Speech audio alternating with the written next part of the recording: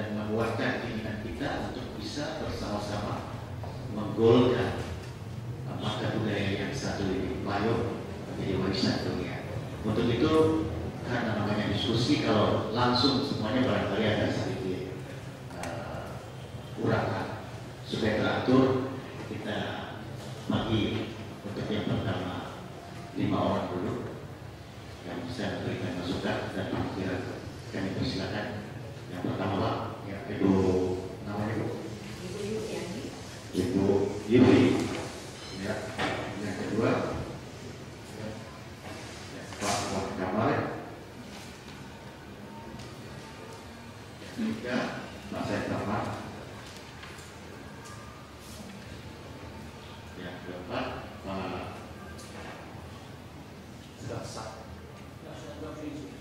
Gafri. Dasar ini saya takut ini dasarnya yang kelima Pak bisa berarti belum bisa. Baik, dari Ibu Yuli silakan.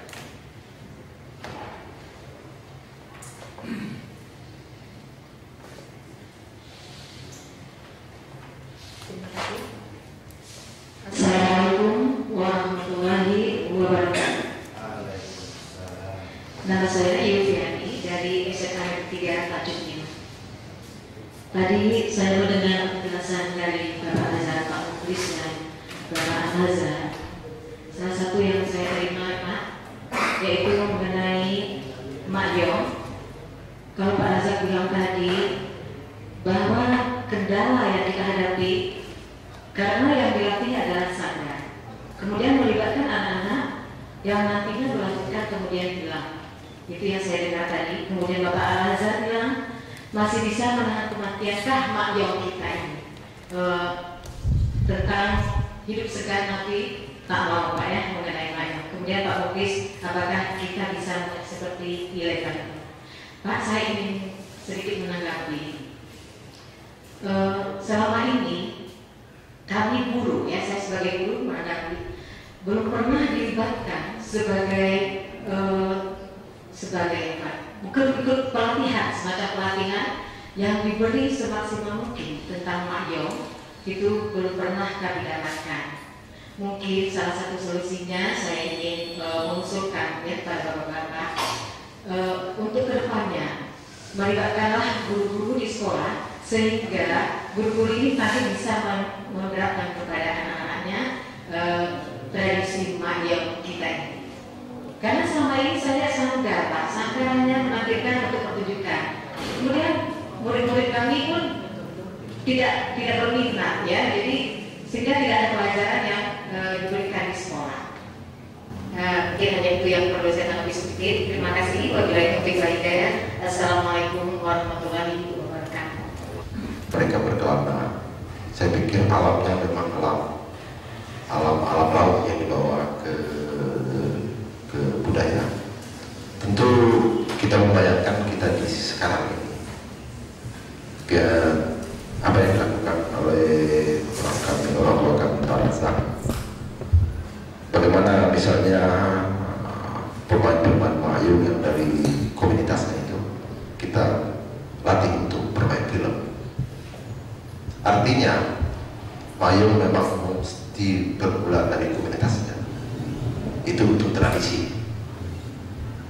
Jika menyangkut tadi dengan Pak Modis kita, tentu arahnya ke kontemporer, itu mungkin inilah dia peran dari kita.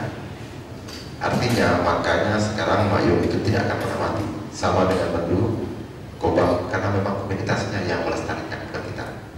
Kita hanya ingin mengetahui saja, menampilkan apa yang dikatakan itu tadi, hanya sebatas itu. Tapi mereka Mayung adalah jiwa mereka. Mereka berkeluh kesah tentang penguasa, rakyat dengan penguasa, dan berkeluh kesah tentang harapan mereka hanya hiburan mereka itu diluahkan atau diapresiasikan melalui Mayung, atau bahasa sekarang yang lebih terkenal lagi mungkin joget angklung. sudah mulai itu Mayung itu memang orang-orang khusus yang bermain di dalamnya. Tapi joget agung kita semua bisa bermain. Ini perlu kita sadari betul, sehingga apa yang telah dilakukan oleh saudara orang tua kami Pak Raja itu memang saya yakin dan percaya itu tidak akan pernah gagal. Karena yang dilatih adalah memang kita yang akan terus berkelana di alam lain dan alam mereka. Tapi kalau mereka berkelana di alam mereka, kami pikir ini lebih apa yang dikatakan oleh Bang Zahra itu senjanya tidak akan tiba selama mereka menjauh dari pusat penguasa. Tetapi kalau mereka ditarik ke pusat penguasa menjadi pegawai, akan hilanglah Mayung. Terima kasih. Assalamualaikum warahmatullahi wabarakatuh. Saya cuma ingin melengkapi informasi catatan repertoar tentang Mayung. Kekhawatiran karena saya juga kalau Bung Al-Azhar tadi saya tak mampu naik kelas ke kelas Marifat Mayung, saya alhamdulillah ditakdirkan begitu dengan mudah masuk dalam kelas Marifat Mayung itu sendiri. Jadi setelah saya masuk di dalam dunia Mayung, kekhawatiran yang selama ini selalu kita dengan sebenarnya tak ada apa-apanya ya. Cuma persoalan ada beberapa poin yang saya garis bawahi tadi dari Bung Al-Azhar dan Pak Mukhlis ini memang sangat menarik kalau itu juga diarti secara bijak oleh pemegang payung, pelindung penyayang seni tradisi yang ada di kepulauan. Saya harap Pak Robert Kiwan Loreo itu tetap bersama kita. Tadi pengajar juga sudah memasukkan jurus ampuh agar mari kita bersama-sama melihat persoalannya kan cuma satu. Kita melihat Mayung tidak dengan nurani, jadi sehingga apa-apa hal yang kita kerjakan itu seperti menyampah garam di laut. Nah ini yang sebuah kekeliruan. Sebenarnya kalau itu juga direnungkan tak perlu terjadi. Tapi saya paham di dalam dunia Mayung juga berani memberikan garansi. Kalau dulu Pak Tan pernah mengatakan kalau aku besok tak ada lagi Mayung ini pun padamlah katanya. Tapi dia lupa bahwa anak-anaknya juga, anak Pak Tan, cucu Pak Tan, anak Pak Khalid, cucu Pak Khalid dan Ipa dua ini adalah orang-orang yang juga tanpa disadari juga membuat tradisi atas terhadap Mayung itu sendiri. Anak-anak dari cucu mereka juga mewarisi semangat zamannya. Nah, ketika saya dapat melintas hampir 2 dekade dalam perjalanan Mayung tahun 79, kemudian senyap bersamaan dengan saya pindah tugas dapat payslip 14 tahun di Pekanbaru, tapi rindu saya terhadap Mayung terobati. Saya buat sebuah mimpi tentang tari topeng Mayung yang cukup akrab. Saya tidak mengatakan populer, tapi itu akrab di telinga komunitas seni di Riau. Kemudian di celah waktu yang ada, pernah 3 bulan juga saya kembali lagi masuk dapur karena dapat lisensi POK. Engkau pergi balik 3 bulan, gaji kau jalan, segala macam jalan, tapi uruslah Mayung, kau main Mayung bersama arwah PN Samsudin waktu itu dipercayakan sebagai tekok. Di sanalah rasa puas bermain Mayung itu dapat saya rasakan. Karena pada awal perkenalan saya dengan Mayung itu adalah perkenalan yang salah. Saya tak usah cerita lagi. Itu sebuah catatan batin saja. Kemudian berlanjut dengan sebuah peristiwa hajatan negeri, itu pekan budaya pertama. Ketika saya juga ditakdirkan melalui tangan Pak Raza ada Sanggar Seroja menjadi sewa, saya menjadi awak pengasuh. Tapi bukan karena itu pula saya takut menjadi awak pengasuh takut kawin lagi, bukan. Cinta lokasi kalau sinetron itu memang ada, tapi itu sebuah motivasi untuk menggiatkan semangat rekan bermain. Tapi ada Pak Mulis dan rekan saya Pak Ken dari Kompas, tak usah khawatir, suatu saat hajat itu juga akan saya penuhi.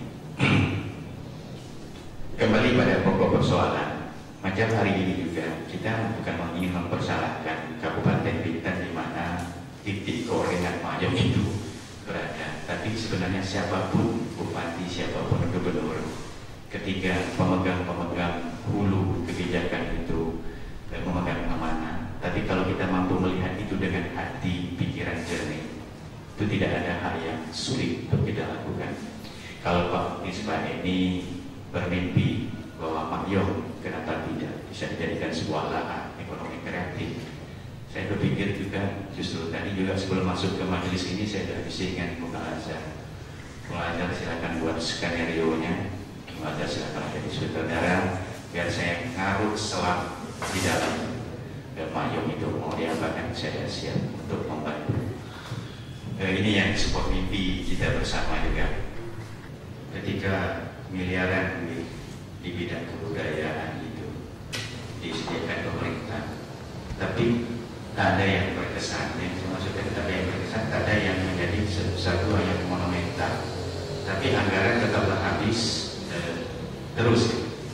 Karena kesimpulan saya, mereka tidak melihat segala sesuatu yang dibina, yang dikembangkan, yang harus dielus, digiatkan dengan nurani, tapi lebih pada orientasi kota itu disetujui dan harus habis, hanya tak lebih dari itu. Mudah-mudahan dengan hasil pertemuan kita hari ini kita mulai membuka nurani kita terhadap lokal jenis yang ada di daerah kita. Saya rasa itu saja sebagai pelengkap. Satu lagi masalah pendekatan konservatorium kata Bung Azhar itu sudah saya lakukan, karena ada satu hal juga yang ingin kita jelaskan. Kalau kita belum memakai sebuah konsep yang hitam dan putih, ini ada benturan. Tapi saya mencoba masuk, itu tadi karena sudah sampai ke tahap makrifat Mayong. Konsep akademis itu masuk, tapi mereka tidak terasa ditoreh, mereka tidak terasa didikte. Tapi perubahan demi perubahan dapat kita simak dalam repertoar Mayong yang sudah kita dokumentasikan. Kalau dulu begitu mulai buka tanah, asal duduk bersini menikah, maka Mayong berjalan enam. Tutup lampu tadi, maka selesai. Tapi secara perlahan-lahan, ini juga Pak Azhar, dulu kita tidak ada suling, kita datangkan pemain serunai, bahkan menyebut mereka di Tanjung Batu. Kemudian tidak ada rebah, kita pergi ke Kelantan, sama Bu Teni juga kita beli rebah. Tak ada kedomba, tak ada gedung-gedung, kita sudah beli gedung-gedung. Malam tadi sudah kita buat perkembangan terkini terhadap Mayong, sudah mulai complicated. Hanya ada beberapa catatan secara jujur saja, karena saya diburu waktu kemarin, inventarisasi terhadap kebutuhan properti, kostum, khusus kostum. Penari itu memang sama sekali belum tersentuhkan. Mereka masih kita biarkan berjalan sebagaimana adanya. Padahal kita sudah membuat sebuah operasi. Dulu pernah muncul mulai Tanjak, Juran, Kelabau, Keris, kemudian atribut asing yang sudah tidak asing lagi yang pengaruh makanan Thailand itu sebagai pelengkap kain samping, kemudian keris dan rotan belang 7 itu memang sudah ada semacam standar yang sudah kita buat, tapi belum sempat kita terapkan karena terbatasnya waktu dan ketergantungan kita menunggu situasi ketok palu di provinsi. Dan di kabupaten kita memang tidak berharap sama sekali. Bahkan terakhir begitu wilayah kecamatan, wilayah kelurahan Mantang dimekarkan menjadi kecamatan, maka camat dengan lantang mengatakan, ayo kalian jangan mainlah bangsa Pak. Saya ngeri mendengar itu.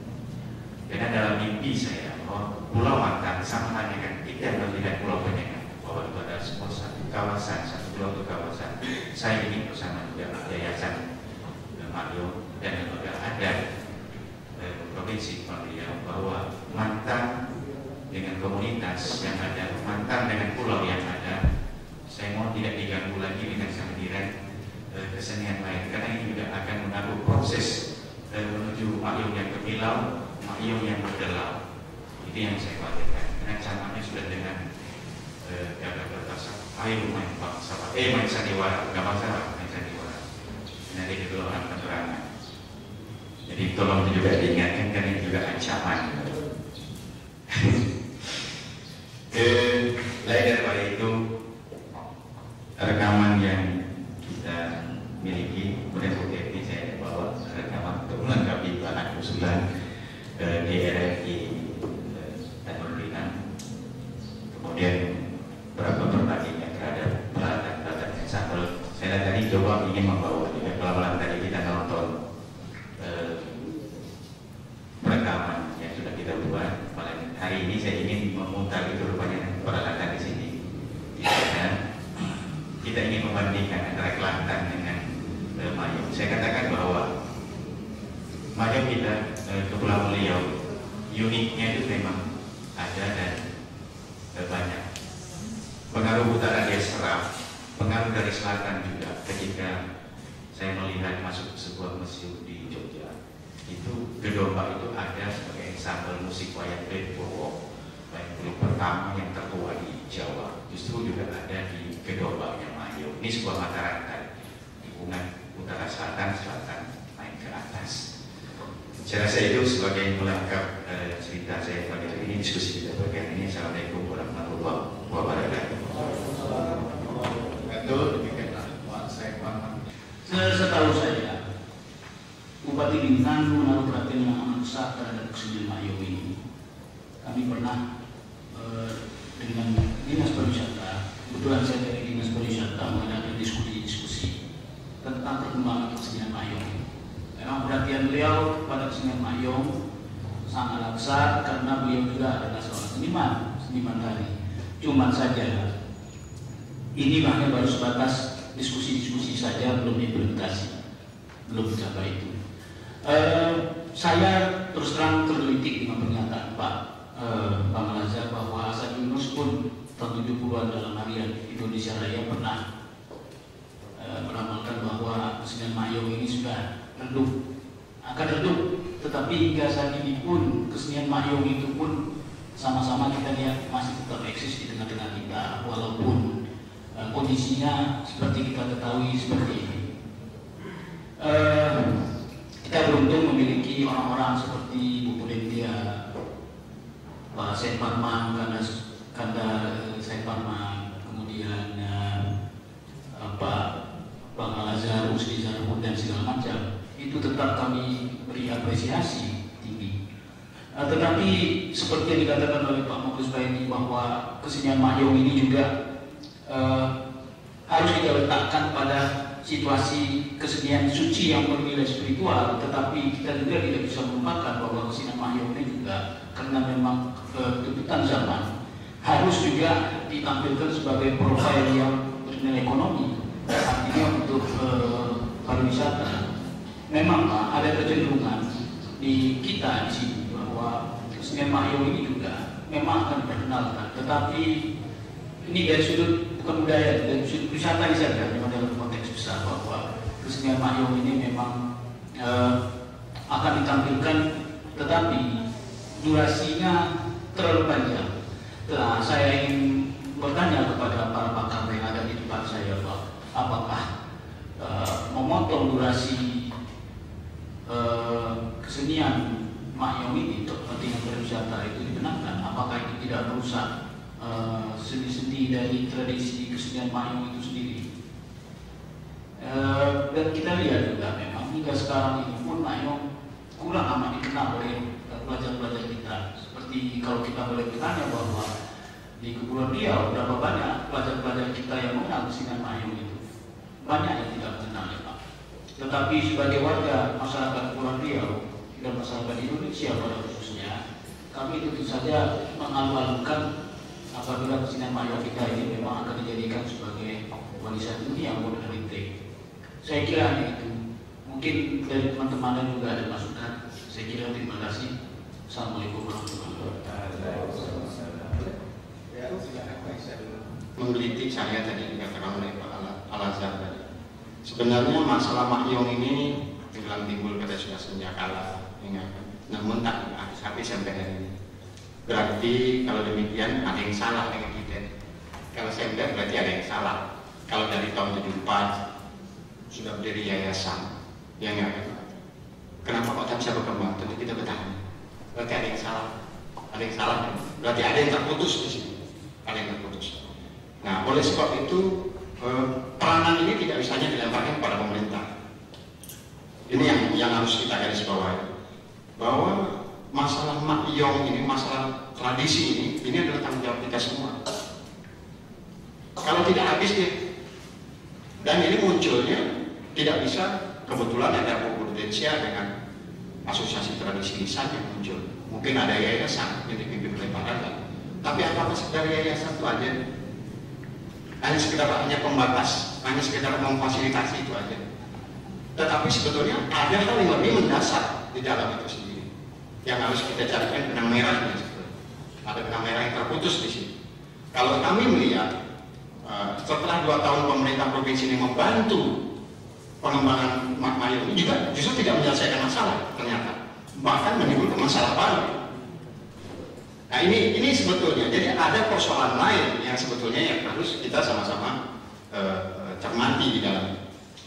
Kalau saya boleh sarankan, mungkin ini memang sangat ideal sekali. Mereka memang harus didampingi terus. Pendampingan ini apa kita sanggup untuk mendampingi terus? Saya kira bukan persoalan masalah otomatis nanti akan masalah dana, tetapi pendampingan ini harus terus. Kalau ingin dia lestari, kalau tidak habis. Yang kedua mungkin bisa kita masukkan jadi muatan lokal sekolah. Ini mungkin antara lain upaya-upaya kita untuk melestarikan seperti apa yang dikatakan sekolah sudah tidak. Tetapi sebetulnya padahal prinsipnya itu sendiri di sana itu ada persoalan yang mendasar sehingga dia tidak bisa eksis. Nah ini kan kena pengaruh perubahan zaman dan lain sebagainya. Belum lagi kena masalah-masalah ekonomi dan lain sebagainya. Nah masalah ekonomi kita sudah coba atasi, tapi justru masalah ekonomi ini tidak menyelesaikan masalah, bahkan dia dengan dia berkelahi.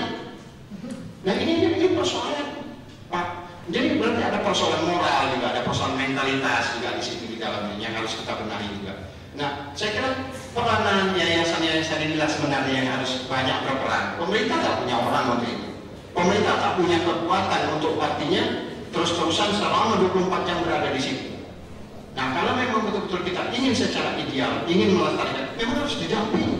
Ya mereka tempatkan orang di situ, itu diajak terus, pendampingan itu secara terus-terus. Nah nanti mungkin sumber dananya bisa kita ganti dari pemerintah. Tapi pemerintah untuk berada di situ 24 jam ini suatu hal yang mustahil. Kalau pemerintah pasti support. 2 tahun terakhir ini pemerintah provinsi cukup besar menganggarkan untuk bantuan sanggar. Tahun ini aja kita 51 miliar. Dan insya Allah nanti kita bantu lagi 50 juta untuk tiap sanggar yang berprestasi seperti Makyong yang masuk di dalamnya. Nah tapi apakah itu menyelesaikan persoalan? Kan juga tidak. Nah ini yang kami maksud, berarti ada satu persoalan lain yang sebetulnya harus kita cermati, yang harus kita sama-sama pikirkan bagaimana cara untuk mengatasi persoalan Makyong ini. Nah inilah mungkin teman-teman dari yayasan tidak hanya sekedar yayasan Makyong sudah dibentuk terus bikin proposal kegiatan kemudian mati. Nah itu persoalannya. Tapi ini ada persoalan lain. Ya itulah yang maksud saya, kita carilah solusinya yang terbaik. Pemerintah provinsi akan siap membantu. Kami bilang itu yang bersama. Terima kasih. Assalamualaikum warahmatullahi wabarakatuh. Kegiatan Makyong ini untuk pengentasan sesaat. Seperti saya katakan tadi, ada kegiatan-kegiatan nanti diserahkan kepada sanggar itu yang menangani khusus ini sanggar Seroja. Kita lakukan pelatihan sekian bulan kita pentaskan selesai. Jadi memang adapun yang kita rekrut dari sanggar itu memang ada juga dari anak-anak SMP, pelajarnya masih di situ. Jadi oleh karena itu mungkin hukum merasakan tidak tersentuh langsung kepada gurunya. Memang ini kepentingan semasa saja yang kita lakukan. Demikian. Terima kasih. Assalamualaikum warahmatullahi wabarakatuh. Alhamdulillah. dapat feedback dari para peserta diskusi. Ini jarang dan alami hal itu. Ibu Vivian, saya memahami kesulitan dua pihak, kesulitan sekolah di satu pihak dan juga kesulitan para pelaku Mayo. Akan tiga pihak kita untuk menjalankan itu. Di masa sekarang, misalnya modal lokal sangat menunjukkan sekali Mayo. Kinestetik dan kinestetik menunjukkan kinestetik provokasi itu tidak cukup hanya sebenarnya dengan buku yang tertulis yang tertulis, dan itu yang juga belum kita tidak selama ini. Film yang sudah dibuat oleh Pak Kasim Ahmad dan kawan-kawan itu bersifat menjadi film dokumenter saja, dan kemudian rekaman yang dibuat oleh kawan-kawan salah satu sudah juga saya kira dalam dibuat itu kan itu juga apa ya, itu juga seperti bersifat tambahan bahwa sebenarnya muatan lokal itu baru dapat tempat yang sungguh-sungguh yang baru akhir-akhir ini ya. Nah, ini pengalaman saya dengan SMA 1 Pekanbaru, bahwa mereka menjadikan ada dua sekolah, ada dua jenis sekolah. Pertama, sekolah standar di Jakarta, itu SMA 8 sampai STB. Yang kedua, SMA pusat keunggulan lokal, itu SMA 1 di Pekanbaru.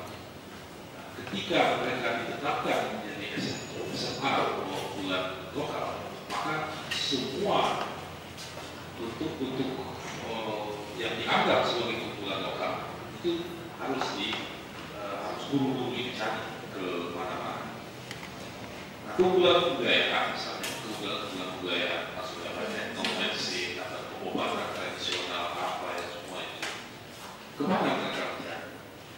Kemana mereka dapatkan itu? Dan mereka dapatkan itu bukan dari pemerintah, Pak Robert. Mereka dapatkan itu bukan dari dinas, baik provinsi maupun kabupaten. Mereka dapatkan itu pada sudut-sudut sempit kantor saya, di Yayasan Pagasra itu. Pada sudut-sudut, pada ruang-ruang pojok, dan semuanya itu harus didata ulang, harus dicari ulang. Dan kami memang ada dalam posisi menyediakan pelayanan untuk mereka, dan semuanya itu gratis. Kami kira juga semangat yang dibawa oleh APL bahwa apa yang ada pada kita, kemudian kita bisa berikan, kita bisa sebarkan untuk produk-produk bangsa yang seperti itu. Nah, kami kira, tetapi ketika ini misalnya ada in-house training dengan para guru, itu tadi ada in-house training, dan kemudian kita dengar juga suara siswa. Wah, kalau hanya sekedar mendengar saja, atau kalau hanya sekedar membaca saja, tidak masuk ke kami lagi di belakang. Bagaimana agar ada semacam program yang interaktif dengan mereka. Jadi metode-metode pembelajaran untuk perkotaan yang sudah demikian ya. Jadi film, nonton film saja, nonton film bagaimana kita? Sudah ini bagaimana kita? Sudah ini bagaimana kita lagi? Itu juga ada kesulitan-kesulitan. Nah, untuk pengenalan, saya kira ya pengenalan buku Mayo yang saya tidak tahu disertasi Bu Teti kok belum diterbitkan gitu ya. Itu disertasinya mengenai Mayo, Bu Teti Budensia ini ya. Itu belum diterbitkan. Belum diterbitkan, masa kayak di perhatian sekarang ya karena itu ya sebagai bahan lagi. Kemudian buku yang ditulis oleh BMSA dengan segala kelebihan yang kekurangannya. Saya dengan takzim menyebut nama BMSA ini karena ini karena ini kalau tahu lah media ini kan bahwa di tim tahun 74 atau 75 itu ketika menyebut nama Mayo dan dia menanggapi itu langsung merapat di dalam majlis pertemuan sastrawan Nusantara kesenian se-Indonesia. Pesta seni tahun 74 atau tahun 75. dia langsung meratap gitu ya karena keibahan. Tapi ada sebuah dosa dalam tanda petik yang dilakukannya, bahwa dia membuat pembatak itu menjadi pembatok. Informasi itu ya, batak atau batak itu digantinya dengan batok, pembatak itu digantinya dengan otato. Kenapa Pak Cik kerja dari batak itu sekarang sudah terkunci dalam pikiran orang sebagai entitas, sebagai nama sebuah etnik. Ya, sedangkan di masa Orde Baru ini kita tidak boleh menjadi ini. Gitu ya. Ya suruhlah orang buka kamus Wilkinson, kamus Lincoln, atau kamus bahkan kamus besar bahasa Indonesia, bahwa kata Batak dengan Batak itu ada yang huruf besar, ada yang huruf kecil. Yang huruf kecil itu maknanya ialah ini ya penjahat, ya apa gitu kan. Nah itu ada beberapa pengeliruan informasi yang dilakukan oleh ada satu hal itu yang dilakukan oleh buku yang memenangkan apa ya, penulisan buku kan, guru menulis buku dan dia menulis mengenai Mahyo.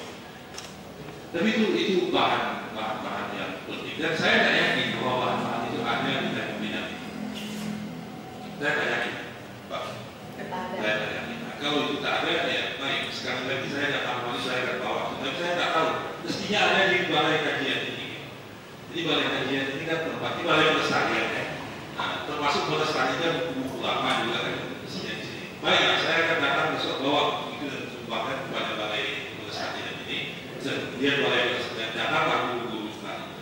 Tapi balai pelestarian ini layaknya guru-guru itu dengan hati gitu ya, bukan dengan apa ya, bukan dengan itu asap. Ini apa? Ini buku ya. Itu kemudian saudara saya, Pak saya Pak ya saya sepakat. Cuma di dalam sejarah ada catatan tertulis yang tertua, informasi tertua dan catatan tertulis dari tahun 1862 dalam sebuah syair, itu syair kawin Kapten Diksing ya, saya syair kawin Kapten Diksing memperlihatkan bahwa Mahyo memang main di kedua-dua tempat.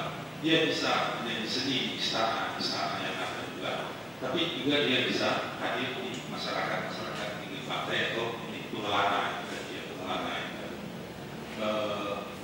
dalam perkawinan itu kita nemukan juga dalam perkawinan Diksing itu Mahyo justru berperan penting, tapi yang kita bayangkan ialah seni itu sebagai seni parade, bukan sebagai seni dengan menggunakan bahasa, menggunakan gitu ya, dan sebagai seni parade.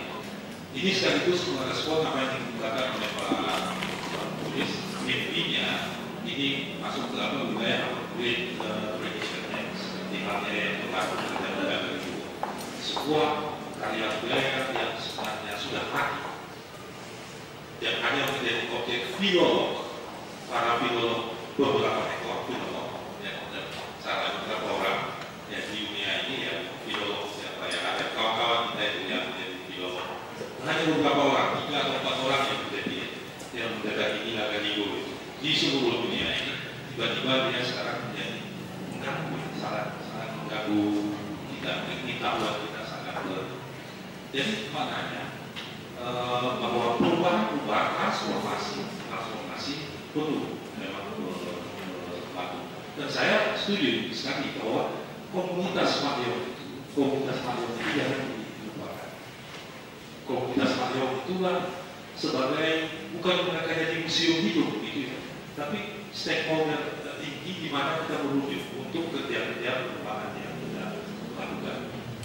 Ada sebuah persoalan penting juga yang saya kira perlu menjadi cara bagaimana kita mendiskusikan yang tepat. Tadi disebut misalnya Joget Jangkung. Joget Jangkung itu bintang tenaga. Jadi dari bintang tenaga itu pernah Ibu Haryati Subadio itu sangat tersinggung karena karya, karena melakukan kayak gitu ya. Dan itu dianggap nilai gitu ya. Ya tapi kalau tidak ada itu ya ini bukan joget tenaga namanya. Ketika tampil di Keduri Seni Melayu pada tahun 99 di Batam, mereka tampil lagi dengan suasana yang asal. Dan kemudian sejumlah sanggar menjadikannya sebagai sumber untuk penciptaan joget baru di dalam pertunjukan tadi. Yang terjadi ialah para pelaku joget kampung yang sebenarnya, para pemelihara tradisi yang sebenarnya macam jadi bukan tapi terketepikan. Kami yang punya tradisi, tapi kalian juga yang dapat untung. Jadi ketika ini berkaitan dengan industri budaya, berkaitan dengan ekonomi kreatif, bagaimana di dalam perancangan ekonomi kreatif, Mayong seni tradisi yang lain, selalu ada benang merah juga, selalu ada hubungan yang terus-menerus dengan pemelihara tradisi. Jangan klaim diri kita ini penyelamat. Penyelamat itu kan yang dapat kemudian. Yang agung itu guru kita adalah para pemelihara tradisi. Guru kita adalah Atam, guru kita adalah Khalid, guru kita adalah pelaku Mayong, baik di Keke maupun di Mantap sana. Posisi mereka sebagai guru. Posisi mereka sebagai guru. Mendampung yang mendampung di mana-mana. Posisi mereka adalah sebagai guru. Dan jangan lupa mereka sebagai guru ketika ini sudah memperoleh keuntungan ekonomis. Ini tadi jadi persoalan juga kan? Nah, sejauh ini siapakah yang beruntung dari keadaan Mayong yang seperti ini? Ya jangan ingkari bahwa sebagian dari kita ini juga beruntung baik secara ekonomis maupun yang non ekonomis oleh keadaan Mayong yang seperti ini. Ini yang disebut tadi. Mari sekarang kita dekati Mayong itu dengan hati nurani. Sekaligus saya menjawab apa yang dikemukakan oleh Pak Robert Iwan tadi, bahwa yang kita ada bicara bagaimana ini mendekatinya secara nurani. Jadi kita tidak ada dikotomi lagi antara pemerintah di sana dan kemudian kami yang di LSM di sini. Ini kata dan lain-lain. Ini di pusat ini tidak, tapi bahwa jika dia menjadi warisan dunia, mau tidak mau seluruh kekuatan ini harus menyatu agar nanti dunia tidak berketawakan kita. Apa kata dunia? Kata wawancara. Apa kata dunia nanti? Karena ternyata Mayong sudah menjadi warisan, tapi hidupnya Pak Dari. Ini persoalan malu dengan Melayu itu yang paling diperhatikannya adalah malu, bukan mata keris, bukan bibir keris, bukan mata pedang, tapi yang paling dikhawatirkan oleh Melayu itu adalah malu. Malu. Itu maaf kalau saya salah apakah mana? Apakah yang kita takuti mata bibir keris kah, mata pedang kah, mata pisau kah, atau malu? Dapat malu. Kalau dalam definisi dalam pikiran saya, malu itu lebih menakutkan daripada pedang yang seperti apa. Walaupun saya tahu bahwa masuk ATR, masuk komunis bukan untuk mempermalukan kita, ya bukan untuk mempermalukan kita, dan juga bukan memberikan ATR. Tapi kita datang dengan care yang ini yang sama. Jadi Pak pendampingan, ternyata ada di situ, ada persoalan pendampingan. Ada persoalan pendampingan dan saya kira ATL dan juga yang lain-lain itu berpikir bagaimana menemukan pendamping untuk ini. Jadi ada dialog yang intensif saya juga bekerja dari ke atas agar pertemuan kita hari ini bermakna, agar pertemuan kita hari ini bermakna kepada ini melibatkan sekolah-sekolah, betul melibatkan sekolah-sekolah. Tari makan siri atau tari makan siri, tari persembahan, tari makan siri, tari persembahan tersebar itu karena guru-guru kesenian di sekolah-sekolah itu dan guru-guru di sekolah itu memang di workshop untuk diajarkan betul itu untuk mengajar makan siri kan mereka yang menjadi ujung tombak gitu ya. Nah beberapa tari mungkin nyanyian juga ya, nyanyian apa di laga imam maya itu misalnya kan. Saya kira ini bagi anak-anak tertentu, tidak semua anak sekolah sekarang menganggap itu sebagai ikon kekunoan, tapi juga ada sejumlah anak yang menganggap itu justru sebagai sumber inspirasinya untuk menemukan jati dirinya dalam proses belajar. Akhir dari Habib saya paham ada yang saya setuju bahwa tradisi birokrasi, aturan-aturan kepres, aturan pulau yang sekarang begini ya, ini saya tak tahu Pak ini kepres yang muncul itu di mana-mana sekarang justru lebih banyak merusak pembangunan ini kan, kepres-kepres yang ada itu kan, daripada ini tujuannya agung negara yang sudah membubarkan tujuannya harga minyak sampai 300 dolar kan, maka hancurlah negara kan gitu ya. Jadi kita berikan makin banyak aturan makin kacau. Tapi mari kita mengaju agar Mayor diberikan perlakuan istimewa, karena dia akan mendapat tempat istimewa di dunia, ya, itu satu cara berpikir kita. Dia akan mendapat tempat, didorong untuk mendapat tempat istimewa di dunia, karena itu ini menjadi justifikasi bagi kita untuk memberikan privilege juga pada pimpinan kita terhadap Mayor. Jadi kasarnya ialah kalau untuk buat film Raja Haji misalnya kita tidak perlu berunding dengan berbagai-bagai itu, tapi untuk menangani Mayor barangkali ada sejumlah stakeholder yang berunding dulu. Bu David kalau diundang kemarin untuk bicara Mayor dia tak akan tadi yang saya katakan. Nah itu ada atau tidak ada ATM yang kita biasa ya ini camat jangan main Mayor ini saya tak mengerti sama sekali apa yang ada di pikirannya. Jangan bermain Mayor. Ya, kalau dia akan sarankan ada orang yang sandiwara, ya main sandiwara, tapi jangan belah bahu gitu kan. Bijak Mayor untuk angkat sandiwara. Itu belah bahu itu bukan jalan lain juga itu kan. Jadi pada tataran nilai saja dia sudah salah. Pada tataran nilai. Tapi mudah-mudahan dia masih bisa disalahkan. Saya mendapat informasi dari Adit dari disampaikan pada. Iya, bahwa jangan disampaikan. Ya jangan belajar main Mayor bagi kita, usah Mayor masa juara aja, kan? Ini apa gitu? Nah, itu baru. Saya kira itu Mayor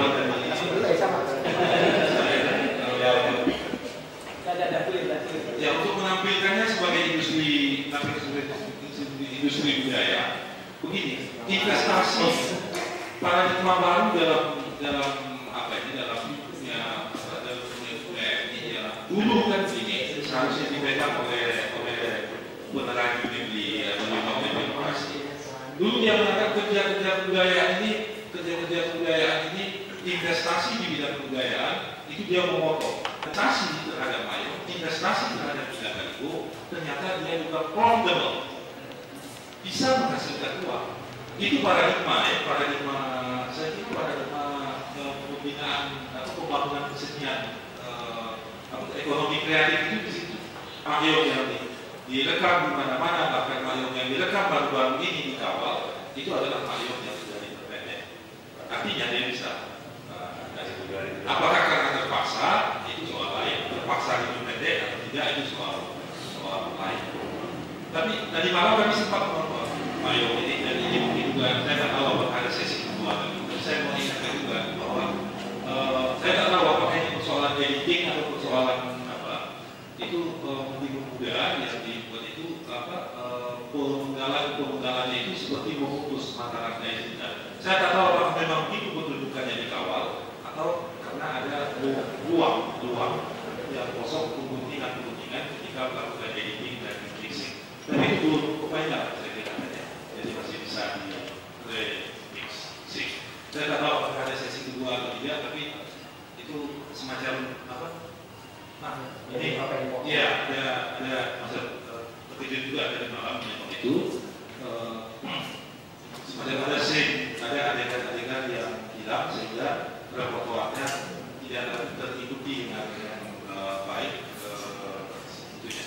plotnya tidak lagi terikuti dengan baik. Saya kira itu jadi itu pada dasarnya bahwa bisa diperpendek, bisa dan sekarang dia keadaannya memang pendek, memang sangat pendek. Nenek kalian yang disebut oleh Bang Razak, bahkan sekarang saya rasa tak ada lagi yang bisa menuntaskannya, atau tak ada lagi yang berani menuntaskannya karena yang dua-dua sudah dihitung. Itu dari saya mohon maaf kalau ada kata-kata yang kata-kata tidak ada. Salah satu yang menjadi harapan kita satu-satunya sekarang untuk melakukan transformasi wilayah itu melalui pendidikan. Jadi pendidikan di sekolah, guru memegang peran penting.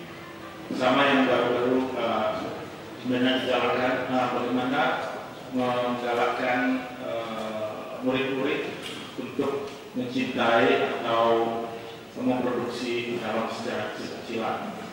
Nah, itu ditempuh dengan sangat sederhana sekali, membagikan ke sekolah-sekolah kamera pertama dan memberikan sekolah-sekolah itu sendiri dalam grup-grup kecil untuk membuat skenario dalam dan kemudian merekam tema-tema tertentu dalam kehidupan sehari-hari itu sudah dibutuhkan. Saya kira persoalan mengenai maklum di sekolah-sekolah itu memang satu hal yang penting. Cuma bagaimana masuknya, apakah masuk melalui muatan lokal seperti apa itu teknis di daerah, saya kira itu sangat penting. Saya setuju bahwa guru-guru dan sekolah merupakan mediator yang sangat penting untuk itu. Salah satu sebenarnya yang sekali membuat saya jengkel dan mulai bosan, kalau Ibu Prudensia mulai menanyakan kepada saya mau beliau mengurus maklum kok tidak dimulai kalian itu mengurus maklum saya. Pertama kali ketika saya mulai diperkenalkan, saya dengar maklum itu dan saya katakan kok kenapa musiknya sederhana sekali. Dan di situ saya dapat informasi dan dikatakan bahwa dulu ada seruni dan ada rebab. Dan ketika itu juga saya mengusahakan untuk memperoleh rebab dari Kelantan. Saya kira saya lalu melalui departemen meminta untuk membeli rebab dari Kelantan. Bapak awang pengasuh juga saya kira Kelantan waktu itu ya untuk beli. Nah itu.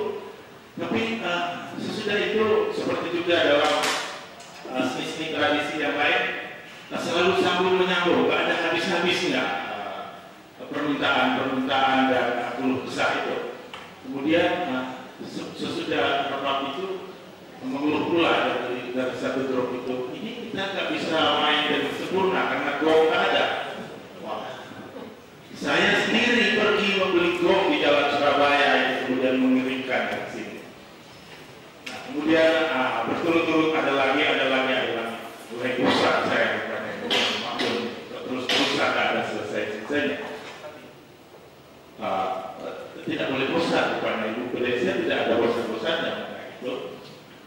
Dan terakhir kemarin ketika akan membuat untuk yang terakhir kemarin direkam di mana itu?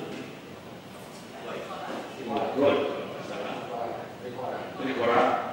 Dan ini pun akan diajukan lagi ke MOW melalui World. Saya katakan pada Ibu Prudensia, kayaknya ini aku sudah terakhir lah terusin maklum ini. Ya, tapi saya pikir aku kemarin ke Muara Riau, Bogat dulu Riau menghadap Datuk saya di sana, kelihatannya dia marah kepada saya kalau tak terus juga maklum. Kalau ada apalah saya ngurusin lagi maklum balik. Nah ini satu hal yang penting saya kira persoalan bagaimana yang profan dan bagaimana yang suci itu bisa di-share. Saya ingin mengambil contoh, mungkin sudah sekali saya kasih contoh bagaimana orang Bali melakukan kepiawaian terhadap seni tradisi mereka. Hampir semua pura yang ada di Bali itu ada barong. Dan barong itu binatang suci dari pura yang setiap tahun dihormati, diupacarakan. Nah orang Bali kemudian membuat barong duplikat. Ya, jadi barong yang disucikan di pura itu dibuat duplikatnya, dikloning, bentuknya sama, rupanya sama, semua sama. Ya. Nah, barong duplikat ini dipakai untuk mencari uang, ya. Dan yang barong suci itu tidak dikeluarkan, dia ditaruh di pura. Nah, setiap hari pada jam-jam tertentu di setiap pura akan cari barong. Dan yang bermain di situ adalah yang kloningnya, yang suci itu. Ini yang naik. Nah, kalau yang suci itu dikeluarkan setahun sekali dibersihkan, dia satu hari satu malam dia bermain. Itu waktunya sangat lama. Nah, si ini yang cloningnya itu hanya bermain setengah jam, 15 menit untuk kepentingan orang lain. Nah, kalau yang barang yang suci itu bermain, dia hanya diikuti oleh sekian kursi saja. Rakyatnya, rakyat pura yang ada di sekitarnya, pedanda, dan keluarga raja yang ada. Jadi ada 3 kursi saja di situ. Dan itu merubah temperamen orang Bali dari pemarah, pembunuh, pemabuk menjadi orang yang ramah luar biasa. Dan keramahan itu juga tidak datang dengan semena-mena tiba-tiba. Keramahan itu juga mereka rekayasa, ya, bahwa engkau sebagai orang Hindu, ya, tengoklah ayat-ayat di dalam kitab suci Hindu itu, di situ ada dharma. Dharma itu mengajarkan banyak kali engkau senyum pada orang, banyak kali engkau melayani orang, itu satu pahala dan kebaikan engkau lakukan. Nah, itu inti dari pariwisata, hospitality, bagaimana kita memberikan pelayanan dan kebaikan kepada orang. Jadi mental orang Bali tentang kamu pun dirubah melalui satu rekayasa seperti itu. Nah, itu salah satu contoh bagaimana kita bisa membedakan. Mungkin bagaimana membedakan antara makyong yang suci dan makyong yang terhormat, itu juga harus kita lakukan. Tidak mungkin bisa tidak dilakukan. Tari Bedoyo yang di Keraton Solo pun itu 1 hari 1 malam itu kalau yang aslinya mau dilihat. Tapi itu hanya sekali dalam beberapa puluh tahun dikeluarkan. Dari Pakarena di Makassar itu pun menjelang tengah malam sampai subuh kalau yang mau. Tapi itu hanya sekali 5 tahun. Tapi kalau orang mau melihat dari Pakarena yang hanya 7 menit yang kepentingan ekonomi kreatif, itu boleh. Kita bisa saja melakukan sesuatu tanpa menjual hakikat dan menggadaikan marwah kita sebagai bangsa yang punya maju. Itu bisa kita lakukan, kan tidak. Ya. Tapi kita harus pandai-pandai mana suci untuk diri kita dan mana yang profan yang kita harus lakukan. Saya kira itu sangat penting dan itu sangat saja menurut saya. Dan juga hal-hal yang berhubungan dengan Pak Robert itu sangat saya setuju bahwa ada satu hal yang menarik ketika kita memunculkan dana-dana untuk pengembangan kebudayaan kita. Pada dasarnya ketika kita memberikan terutama yang sifatnya misalnya dana-dana untuk revitalisasi pada kebudayaan-kebudayaan. Berulang-ulang saya mungkin sudah katakan, butuh Excel dan tumbuh kalau saya katakan bahwa program revitalisasi pemerintah itu kan seperti botol infus yang diberikan pada penderita yang sudah sekarat di unit gawat darurat. Banyak budaya-budaya kita sudah bentuknya seperti orang yang sakit gawat darurat di situ. Dan kemudian dikasih dengan dana proyek pemerintah berupa infus untuk si pasien itu. Dengan catatan kalau botolnya dicabut, orang itu bisa hidup. Tapi banyak program Pak Robert, kalau botolnya diinfus, pasiennya mati. Nah, itu kan persoalan yang tidak bisa kita hindari. Nah, memang saya juga menghadapi bahwa hampir semua daerah di Indonesia ini debat seperti kelompok keke dan mata itu terjadi di mana-mana. Jangankan keke dan mata itu di Keraton Solo saja, sampai detik terakhir saya tidak menjabat direktur jenderal saja, masih belum saya bisa selesaikan bahwa dalam satu keraton itu ada 2 raja, itu Raja Hanggabe dan Raja Mabiaki di Keraton Solo gitu. Itu ada 2. Berapa bulan yang lalu sebelum saya tidak lagi direktur jenderal, datang menghadap saya Sultan Palembang, diiring dengan pengikut-pengikutnya, rambutnya lebih gondrong dari rambutnya 14 kali, dan datang pakai adat dengan permaisuri. Kata datang, orang kurus semampai datang ke saya dan dia minta ya salah basa-basi dan kemudian bantuan untuk Sultan Palembang.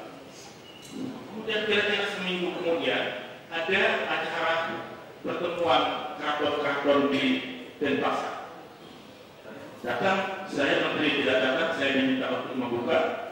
Kemudian datang menemui saya Sultan Palembang, orangnya gemuk, orangnya udah berumur, dan dia katakan, Pak Menteri, perkenalkan saya Sultan Palembang. Wah, bagaimana Bapak bisa membuka diri dalam waktu 1 minggu? Saya bilang, minggu lalu saya baru ketemu Bapak kurus semampai sebagai Sultan Palembang. Ah, itu dia, itu yang palsu, saya yang asli, katakanlah. Ini persoalan yang kita hadapi. Sultan Palembang terjadi seperti itu, Keraton Solo terjadi seperti itu. Nah, sekarang di negeri kita ini ada 2 kelompok besar badan silaturahmi raja-raja Nusantara. Ya, ada yang diketuai oleh keluarga pengecutan dari Denpasar, mungkin itu pernah ikut ya. Dan kemudian ada lagi yang kelompok yang lain, sultan-sultan di mana Sultan Ternate, di situ ada Sultan Soto Jogja di situ, dan saya tidak tahu sultan siapa lagi yang ada di situ. Nah, ini ada dua kelompok besar, dan ini saya kira kalau pertengkaran menantang dan keke itu mikro pertengkaran antara makro pertengkaran masalah tradisi kita. Jadi kita tidak boleh kita hadir dalam pertengkaran itu, dan itu dianggap sebagai satu size lah di dalam penggunaan. Kita harus menerima semua itu sebagai satu warisan yang tidak boleh goyahkan keinginan kita untuk melestarikan dan mengembangkan nilai-nilai kita. Terima kasih. Memang menjadi sesuatu yang dipelajari secara utuh, dan tadi saya juga menyambut apa yang dikatakan oleh Pak Raza bahwa Khalid dan kawan-kawan kelompok yang ada itu adalah kelompok inti yang akan menaburkan, yang akan menyebarkan kemahirannya kepada peserta di dalam akademi pada teknik itu tadi. Inilah nanti yang akan menjadi penyambung apabila akan menjadi pelapis apabila generasi ini. Jadi Mayong dengan demikian bermetamorfosa juga dia menjadi sesuatu yang terjelaskan, kepada yang bisa dinarasikan secara akademik.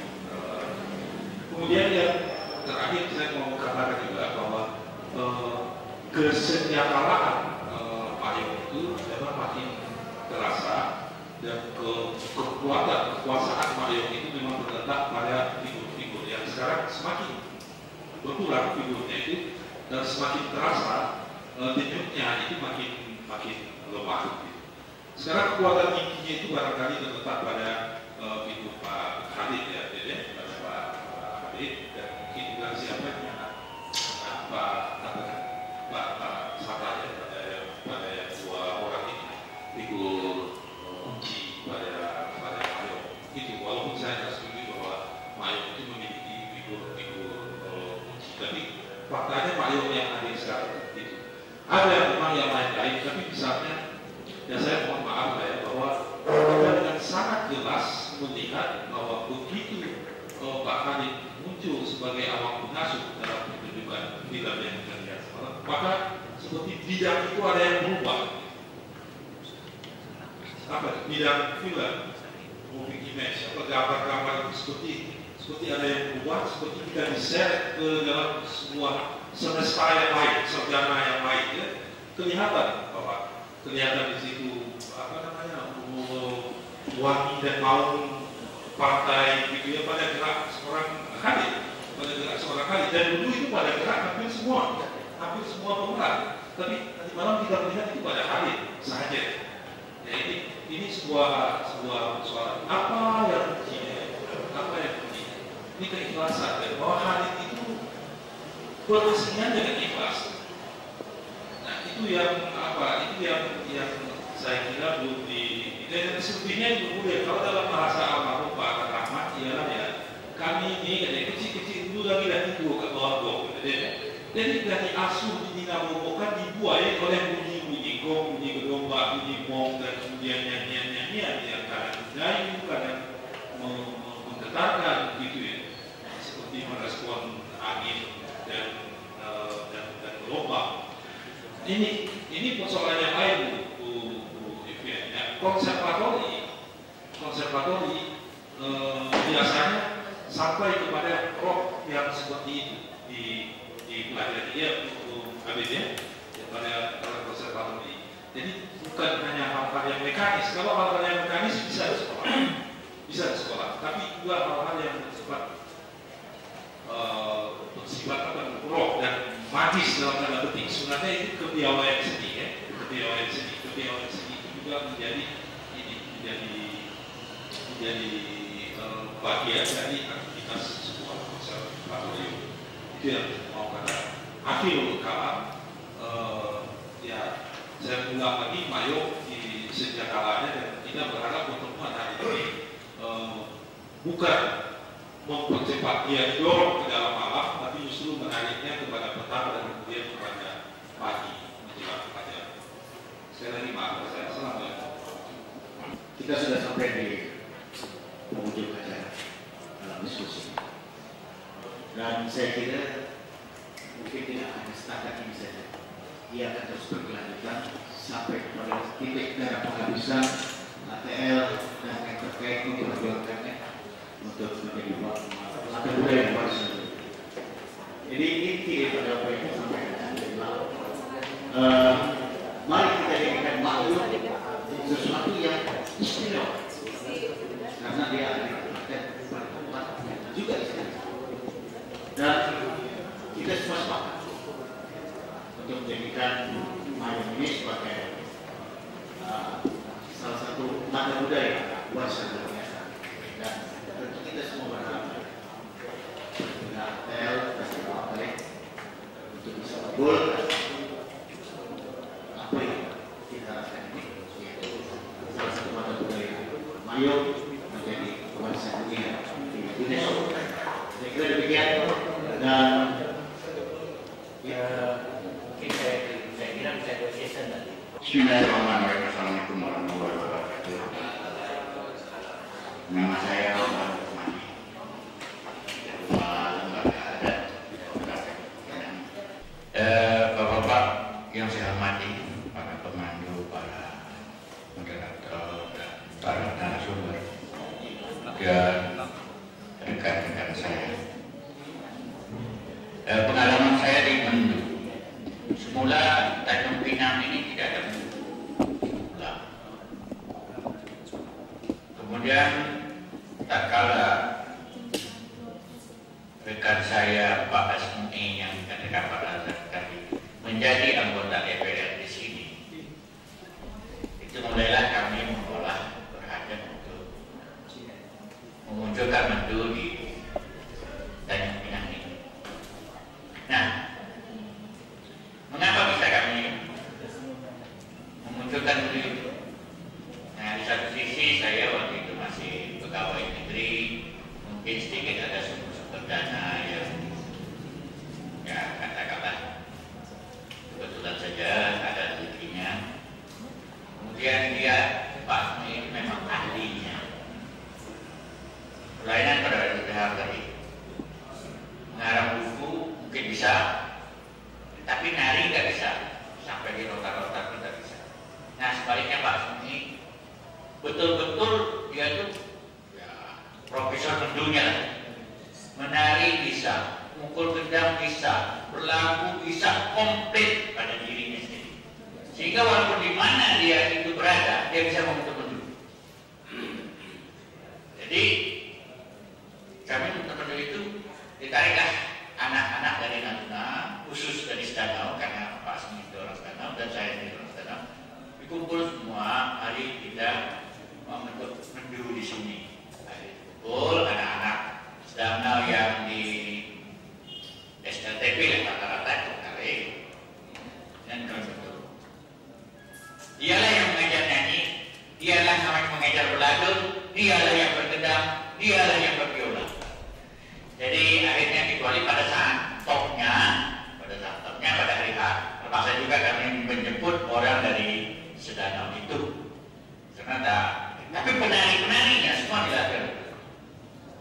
Nah ini kesimpulan yang saya dapat. Kelihatannya kalau Mayung ini dapat contoh seperti ini, kita carilah, kita minta untuk orang yang bisa sekomplit inilah, sehingga dapat merintis atau mendidik ataupun ya insya Allah tidak akan hilang. Nah, pelayanan dengan di Natuna sendiri, Mendu itu sudah berkembang per hari ini terus banget. Seluruh kecamatan di sana ada mendunya. Tapi lebih dulu itu memang dipertandingkan di kewidanaan Siantan itu semuanya di kewidanaan itu memang dipertandingkan oleh dulu zaman dolar itu dipertandingkan semua kumpul di kewidanaan itu dengan pawang-pawangnya. Yang cerita pawangnya itu siapa gesek biola, kalau kurang pendidiknya sampai putus-putus tali biolanya itu demi mencari kemenangan gitu. Nah ini kalau saya dapat menggunakan ini, jadi betul-betul ada seorang keahliannya. Nah itu. Nah bagaimana membina inilah saya pun tidak tahu. Soal menulis mungkin Pak sudah bersiapkan. Kemudian untuk melestarikan, saya juga sudah mengalami tatkala mengawinkan anak saya terpikir untuk mengundang orang Danau secara spontanitas. Bagaimana saya?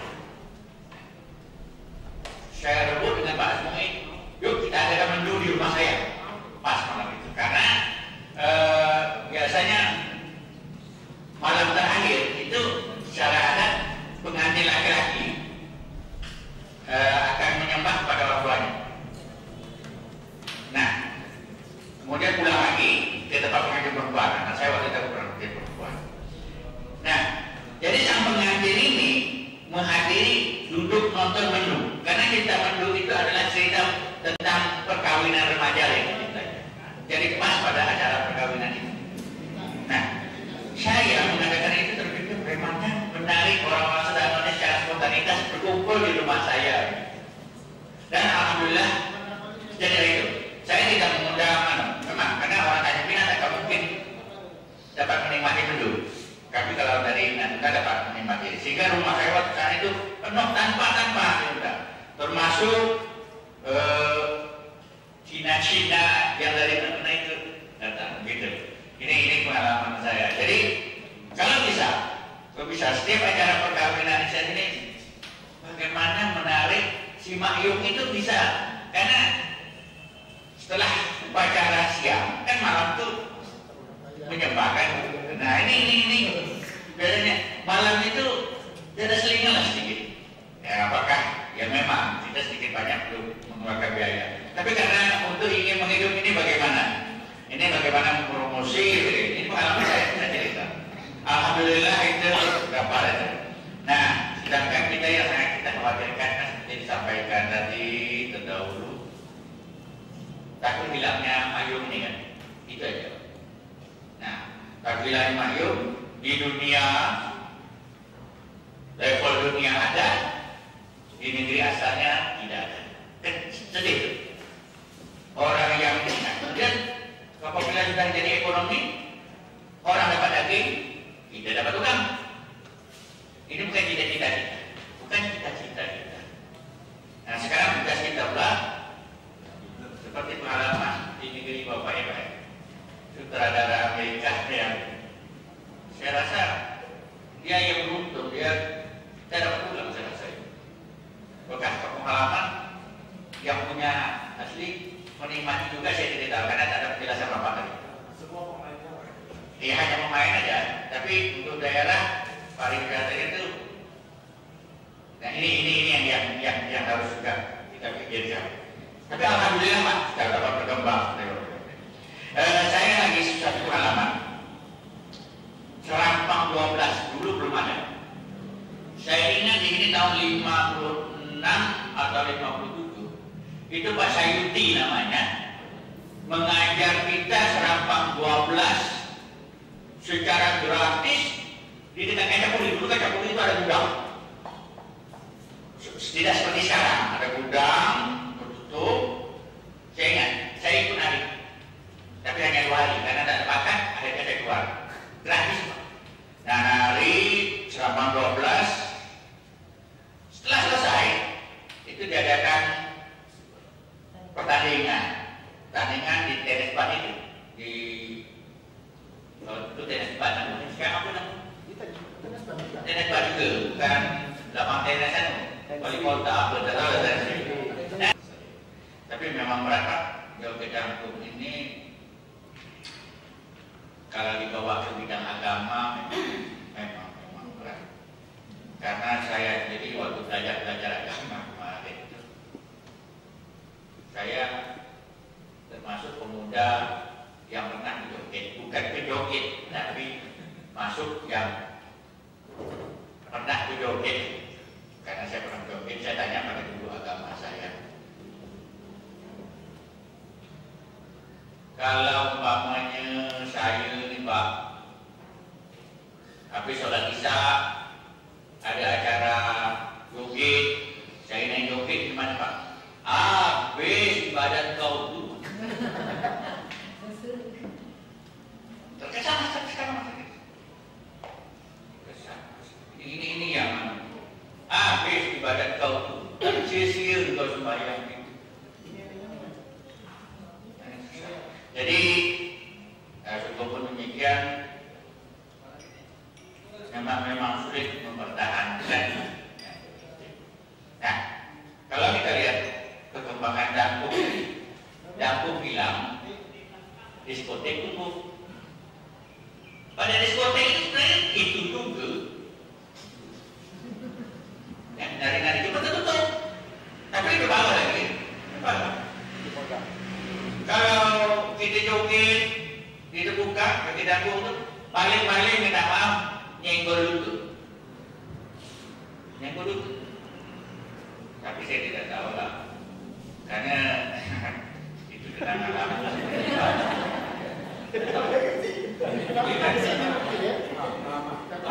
Jadi apatah lagi maaf kakak, saya belajar joget yang pertama adalah dengan suku laut. Ya Pak, kita joget suku laut.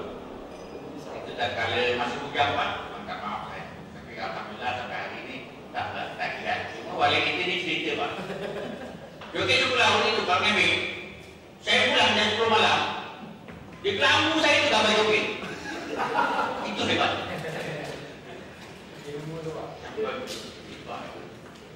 Ini Pak, minta maaf saya pada Ketua Laman Provinsi. Bapak tadi nyinggung forum silaturahmi Keraton Nusantara. Hari Senin nanti kami akan rapat mendudukkan masalah ini. Saya rasa itulah pengalaman sedikit. Oh ya, kemudian juga mengenai ini yang Pak Besar tadi bicarakan minggu nama BMSAP, saya catat. Memang untuk mendu kami bisa maju. Kemarin itu lebih maju daripada sekarang ini. Nah, saya rasa untuk Mahyu ini juga demikian. Ada sponsor-sponsor yang sponsor yang mengeluarkan duit ya, rata-rata untuk memanggil Mahyu itu sehingga jadi bahan gitu. Dan ini sangat mendorong para pemain. Nah, saya memang. Jadi saya bilang terima kasih Pak pemandu acara. Saya nanti itu, kamu lebih asik dari dulu gitu. Itu kan yang jelas. Sekali lagi catatan kami bahwa forum itu kami lembaga ada belum menerima.